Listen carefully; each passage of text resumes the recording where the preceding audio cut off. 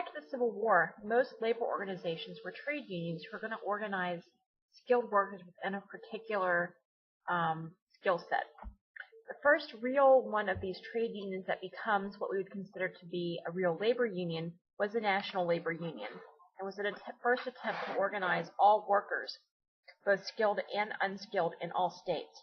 So these are trying to organize workers both involved in industry but also involved in agriculture. It was founded in the mid-1860s, and by 1868 it had over 500,000 members. Most of these guys, their goals here were to work largely for an 8-hour workday, but also they argued for more of a social program to argue for equal rights for women, equal rights for black workers, equal rights and equal money here for reform. In general, they were relatively successful in arguing for an 8-hour workday for federal employees. So these would be like federal bureaucrats working for federal agencies, but they were not successful in trying to organize and try to get an 8-hour workday for unskilled workers.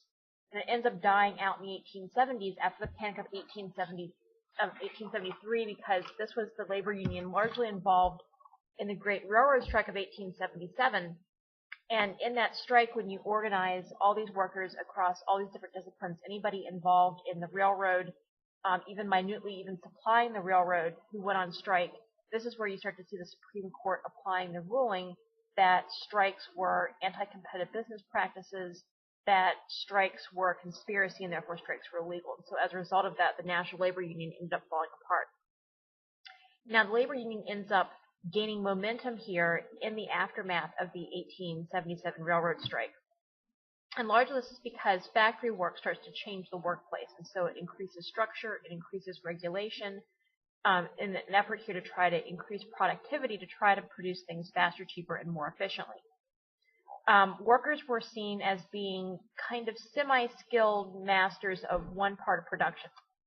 And so a lot of the work is repetitive, it's monotonous. As we start to see the rise in the assembly line being put into effect, then these jobs are going to be easily replaceable. And so if anybody had a problem with labor organization, then these companies could easily just swap them out and hire somebody else who's new, including immigrants who didn't speak English. Over time, the actual time clock becomes more important. And for the first time, we start to have work schedules. Immigrants and these rural migrants, so people who are moving from the farms into the cities to try to get these factory jobs, also are going to start to decrease the value of the individual worker. And so again, workers become easily replaceable, and so therefore they can easily be swapped out. And so as a result, hours start becoming longer, conditions become more dangerous, there really aren't any safety regulations, and the average worker today changes job every 3 years.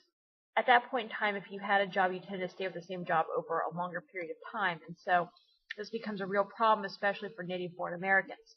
And so by the time we get to the mid-1870s, we start to see unionization becoming a lot more important.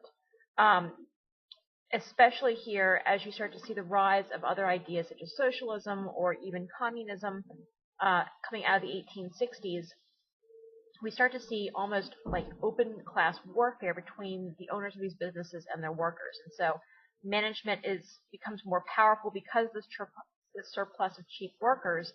And so in result of this, the workers now are going to start to look at strikes as being their best mode of trying to get businesses to listen to them. The trouble with that, though, is that, again, with all this cheap labor, all these immigrants who are coming in, with assembly lines and the decrease in the value of skilled labor, and these workers are going to be easily replaced. And so for this reason, these companies are going to start to look for other tactics to try to break these strikes. So you're going to use things like scabs. Scabs are people who are brought in to replace workers who are on strike. We also see companies, this is especially true of companies like Carnegie Steel, who try to use the lockdown, where they basically shut down the entire factory to try to break up the organization. We also see blacklists, where union leaders and those people who have gone on strike before end up on a list of people who cannot and will not be hired for certain jobs. You also are going to see, as the labor union movement starts to become more successful, the use of things like yellow dog contracts. And the yellow dog contract basically makes employers sign this contract saying that they will not join the union or they will not go on strike if they are part of the union. Companies again, this is something used often by Carnegie Steel or eventually the Pullman Sleeper Car Company, the hiring of private guards. One of the most famous companies were the Pinkerton Guards, who these Pinkerton Guards, where they used the militia to try to break up these strikes. We see court injunctions being used, so again, the Supreme Court trying to enforce previous rulings saying that strikes were illegal. And again, people trying to foster this public opinion that all members of unions are anarchists or they're communists or they're trying to basically overthrow the government. And so you see a lot of these companies trying to increase public fear of these unions. Now, these unions themselves end up being divided over the best way to fight management, so the best way to get their ideas heard. Some favor direct political action, others favor direct confrontation, so things like strikes and picketing and boycotts and work slowdowns and things like that. But all of these unions, one thing they have in common is they all favor collective bargaining for things like shorter hours, safer working conditions, higher wages, and that kind of thing. So the National Labor Union, again, was the first union that's really going to be organized in the way that we think of labor unions today.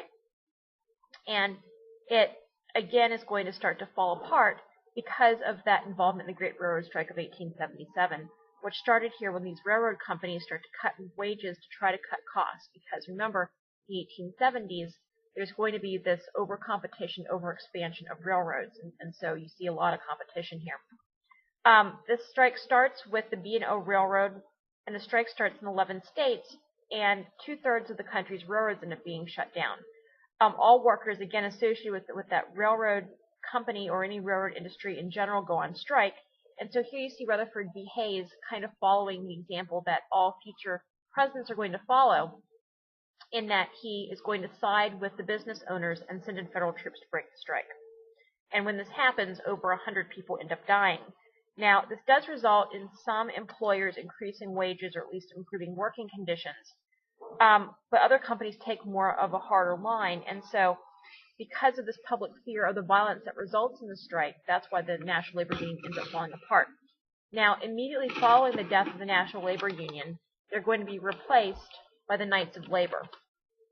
And this union starts in 1869, initially as a secret society of skilled workers. And so this is started by a guy named Terence Powderly. And he's going to take this union and this secret organization public in 1881.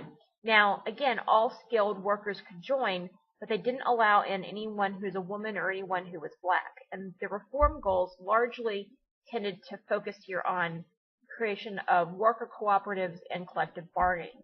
They also wanted to abolish child labor, so a lot of people saw kids working as a real threat to adult labor, and they wanted to end monopolies, and so they're going to pressure the government for a lot of this antitrust legislation that ends up being passed later on in the 1880s and 1890s. They, though, preferred not to go on strike, and so when they had the choice, they preferred arbitration over these strikes. They preferred sending in a negotiator to make both the business owners and the workers end up negotiating.